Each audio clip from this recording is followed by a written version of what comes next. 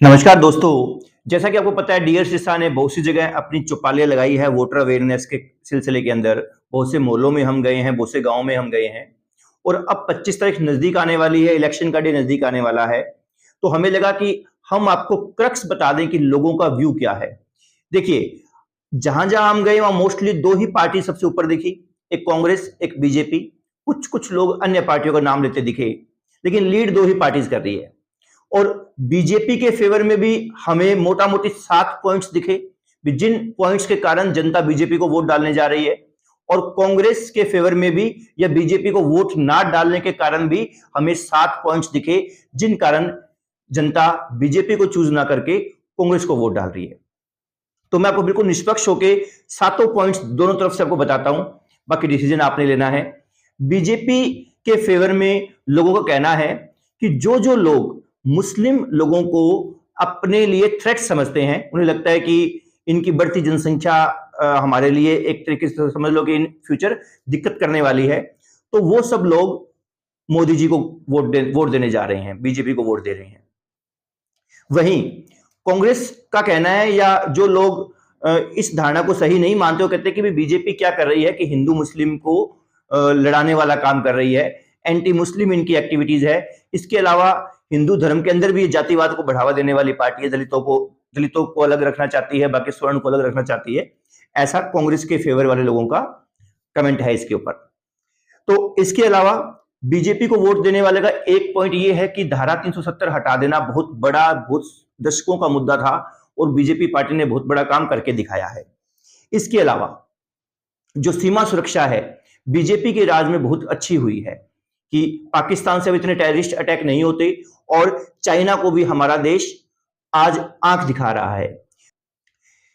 BJP के favour वालों ने कहा कि परिवहन तंत्र में जबरदस्त विकास हुआ है, रोड्स का इंफ्रास्ट्रक्चर बहुत अच्छा हो गया है हमारे देश के अंदर।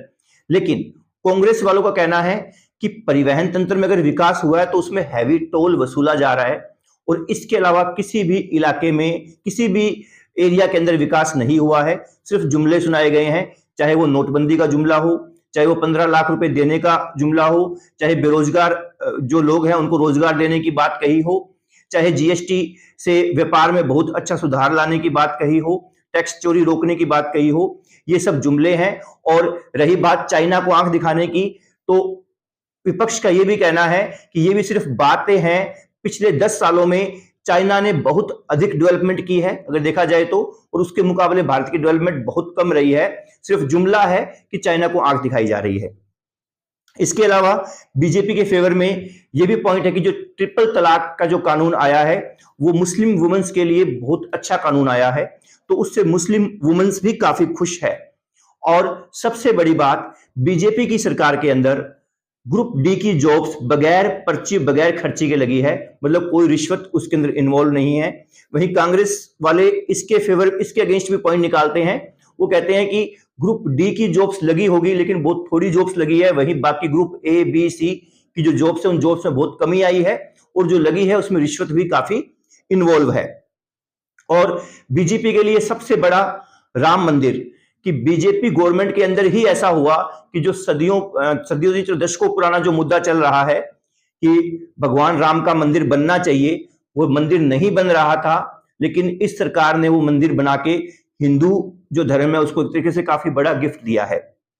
वहीं विपक्ष और किन कारणों से वोट बीजेपी को नहीं डालना चाहता, उसमें सबसे बड़ा नाम आता है अशोक तंवर का, कि अशोक तंवर से लोग नाखुश हैं। उन्हें लगता है कि अशोक तंवर पर बिल्कुल भी विश्वास नहीं किया जा सकता। इस कैंडिडेट ने अब तक 7 पार्टियां ये बदल चुका है, तो ये बीजेपी का भी सगा नहीं है, लोगों का ऐसा व्यू है। और इनका पब्लिकली व्यवहार भी कुछ लोगों का कहना है कि अच्छा नहीं है। इनकी कुछ वीडियोस काफी पॉपुलर है जिसमें ये कोई अपने कार्यकर्ता को कोई कोहनी मार रहे हैं, कुछ कर रहे हैं। ये पॉइंट जो एंटी बीजेपी है वो उसको ज्यादा उठाकर लेकर आते हैं। इसके अलावा एंटी बीजेपी का ये कहना है, इस दल का ये कहना है कि बीजेपी गवर्नमेंट विपक्ष को खत्म करने पर तुली है। कोई भी नेता हो, अगर उसकी कैसी भी छवि हो, अगर बुरी छवि का भी है, लेकिन अगर वो बीजेपी में आ गया तो वो बिल्कुल सही हो गया, और जो बीजेपी में आने से मना कर देता है, चाहे वो कितनी मर्जी अच्छी छवि का हो, उसे जेलों में डाला जा रहा है, उस पर कड़ी कार्रवाइयां की जा रही है ताकि वो उठे ना। तो मतलब इन शॉर्ट विपक्ष का नाम ही ना हो, ऐसी धारणा है। और ऐसी धारणा कहीं ना कहीं क्या है, लोकतंत्र को खत्म करने की तरफ जाती है और तानाशाही की तरफ जाती है। वहीं अगला पॉइंट ये है कांग्रेस के फेवर वालों का या एंटी बीजेपी दल के फेवर का, कि सरकार ये जो फ्री में राशन बांटने का काम कर रही है, ये लोगों को अपाहिज करने वाली पॉलिसी है। फ्री में शिक्षा दे देनी चाहिए, फ्री में हेल्थ फैसिलिटी दे देनी चाहिए, लेकिन फ्री में रोटी देना कहीं ना कहीं लोगों को अपाहिज करने वाली बात है। ऐसी जनता, ऐसा यूथ जब तैयार होगा तो वो काम करने की ओर अग्रसर नहीं होगा, देश पर बोझ बनेगा, ऐसा विपक्षी कैंडिडेट्स का, विपक्षी लोगों का कहना है। और लास्ट 7th पॉइंट जो एंटी बीजेपी दल लेकर आता है, वो लेकर आता है कोवैक्सीन के ब्लंडर का, कि मोदी राज में कोवैक्सीन जो लगाई गई है वो बहुत जोर शोर से, बहुत मोदी जी की तारीफ करते हुए लगाई गई, लेकिन अब वही दवाइयां हार्ट अटैक का मुख्य कारण बन रही है। उस सर्टिफिकेट से अब मोदी जी की फोटो भी हटा ली गई है, तो ये चीज भी विपक्ष उठा रहा है।